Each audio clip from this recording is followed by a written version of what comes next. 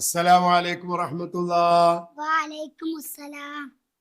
ഇന്ന് നമ്മുടെ കൂടെ അമീൻ ഉണ്ട്. അമീന് നല്ലൊരു കുട്ടിയാ, നല്ല പഠിക്കുന്ന കുട്ടിയാ, ഉഷാറല്ലേ? ഇത് കണ്ടോ നീയേ ഉസ്താദിന്റെ കയ്യില്? ഇതെന്താണ്? ഇതെന്താ? മോതിരം. മോതിരം. ഈ മോതിരത്തിന് അറബിയിൽ എന്താ പറയാന്നറിയോ? നിങ്ങള് ഉസ്താദല്ലേ, നിങ്ങളെ പരി. ആയിക്കോട്ടെ, എന്നാ ഞാൻ പറഞ്ഞു ആയിക്കോട്ടെ. ഉസ്താദ് ആയതുകൊണ്ട് ഞാനാണല്ലോ പറഞ്ഞു കൊടുക്കേണ്ടത്. എന്നാ ഞാൻ പറയാം. ഖാത്തം. എന്താ പറയാ? ഖാത്തം. ഈ ഖ എന്ന അക്ഷരമുണ്ടല്ലോ, തൊണ്ടേന്നാണ് വരിക. ഹംസ. പണ്ട് നമ്മൾ പറഞ്ഞില്ലേ, ഹംസേ ഹംസേ നീ എവിടെ, ഞാനിത് ഹൽക്കിനകത്തുണ്ട് എന്ന് പറഞ്ഞ പോലെ ഈ അക്ഷരം എവിടുന്നാ വരിക? തൊണ്ടേന്നാ വരിക. ഹാ പറഞ്ഞ നമ്മള് ചെലോലില്ലേ ഹോ ഹോ എന്നൊരു വായങ്ങനെ കൂട്ടിപ്പിടിക്കും ചുണ്ടൊക്കെ. അത് വേണ്ട, കൂട്ടിപ്പിടിക്കണ്ടല്ലോ, വേണ്ട. ഖാത്തം. ഖാത്തം. അപ്പൊ നമുക്ക് ബോർഡിലേക്ക് നോക്കാം. ഇതാ ബോർഡിലേക്ക് നോക്കൂ. ഖാത്തം, മോതിരം. എന്താണ്? ഖാത്തം, മോതിരം. അപ്പൊ ഈ മോതിരത്തിന് നമ്മൾ ഖാത്തം എഴുതിയപ്പോഴേ ഈ ഹായിന് എവിടാ പുള്ളിട്ടത്? എവിടാ പുള്ളിട്ടത്? മുകളിലാണ് പുള്ളി അല്ലേ? ആ പുള്ളി നന്നായി ശ്രദ്ധിച്ചു നോക്കണം. എവിടാണ് പുള്ളി? മുകളിലാണ് പുള്ളി. ഈ അലിഫ് എന്തിനാ കൊടുത്തത്? അലിഫ് എന്തിനാണ്? ഫത്ഹയെ നീട്ടാൻ.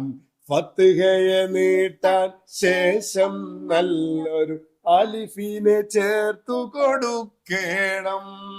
ഒന്നുകൂടി പാട്. ഫത്ഹയെ നീട്ടാൻ ശേഷം നല്ലൊരു അലിഫിനെ ചേർത്തു കൊടുക്കണം. ഖാത്തം, മോതിരം. ഖാത്തം, മോതിരം. അപ്പൊ ഖാത്തമിന് മോതിരം എന്നാണ് പറയാ. ആരും മറക്കണ്ട. പക്ഷെ ശ്രദ്ധിക്കേണ്ട കാര്യം എന്താ? ഖാഇന്റെ മുകളിൽ എന്തുണ്ടാകോ? പുള്ളി ഉണ്ടാകോ. ഖാ നീട്ടാൻ എന്തുണ്ടാകോ? അലിഫ് ഉണ്ടാകും. എന്തുണ്ടാകോ? അലിഫ് ഉണ്ടാകും. അപ്പൊ കഴിഞ്ഞ പാഠത്തിൽ നമ്മള് ഖാത്തമു പഠിച്ചിട്ടുണ്ട്. അപ്പൊ ഇനി നമുക്ക് അതിന്റെ തെദിരീബാത്ത് നോക്കാം. നഖ്റഉ, വായിക്കാം. ഇത് നിങ്ങൾക്ക് ഒറ്റക്ക് വായിക്കാൻ കിട്ടുന്നതാണ്, നന്നായി ശ്രദ്ധിക്കണം. നോക്കാം. ഖാബത്ത്, ഖാബത്ത്.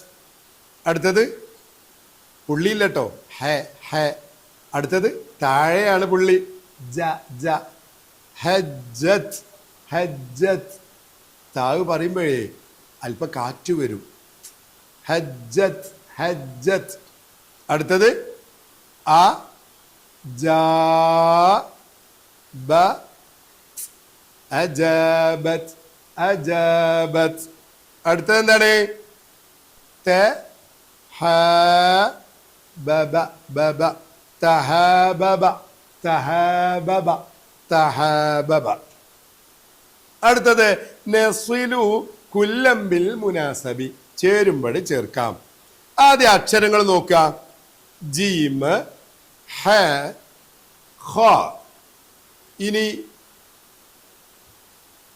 ജീം കണ്ടോ? അപ്പൊ ഇതിൽ ജീം എവിടെ ഉള്ളത്?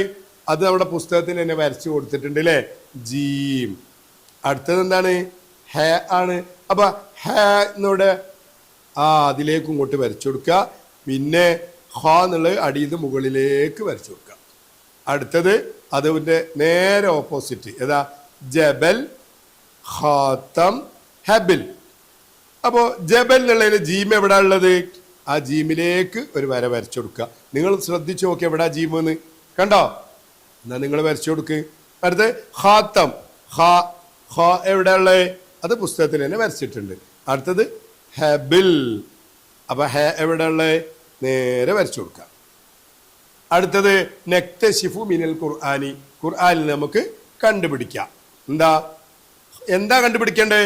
ഹ, ഹ എന്ന അക്ഷരം നോക്കുക. വകുന്നാ നഖൂദു മഅൽ ഖായിദീൻ. ഒന്നുകൂടിയാണോ കേട്ടോ? وكنا نخوض مع الخائضين.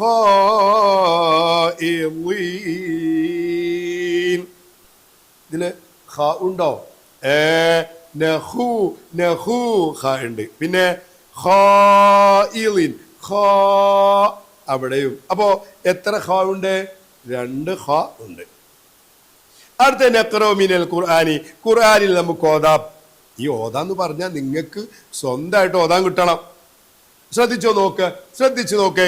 എന്താണ് ആദ്യത്തെ അക്ഷരം? ഖ ബ ഖാബ. അടുത്തത് അ ഖീ, നീട്ടുള്ള യാവ് ഉണ്ടോ? യാ കണ്ടോ? അഖീ. അടുത്ത് ജാഅത് ജാഅത്. അടുത്ത് ഹജ്ജ ഹ. കൂടുതൽ നീട്ടാൻ വേണ്ടിയിട്ടാണ് അതിന്റെ മുകളിൽ മദ് കൊടുത്തത് കണ്ടോ? ഹജ്ജ. അപ്പോ ഇതിങ്ങനെ ആവർത്തിച്ച് കേട്ട് ഇതൊക്കെ നിങ്ങൾ വായിക്കാൻ പഠിക്കണം. ഇതിൽ ഖുർആന് ഖായിനെ കണ്ടെത്താം എന്നതൊഴിച്ച് മറ്റതൊക്കെ നിങ്ങൾക്ക് സ്വന്തമായിട്ട് വായിക്കാൻ കിട്ടുന്നതാണ്. നമ്മൾ മുമ്പ് പഠിച്ച അക്ഷരങ്ങളാണ്. ശ്രദ്ധിക്കണം. ഇൻഷാ അല്ലാഹ് നമുക്ക് വീണ്ടും കാണാം. അസ്സലാമു അലൈക്കും വറഹ്മത്തുള്ളാഹി.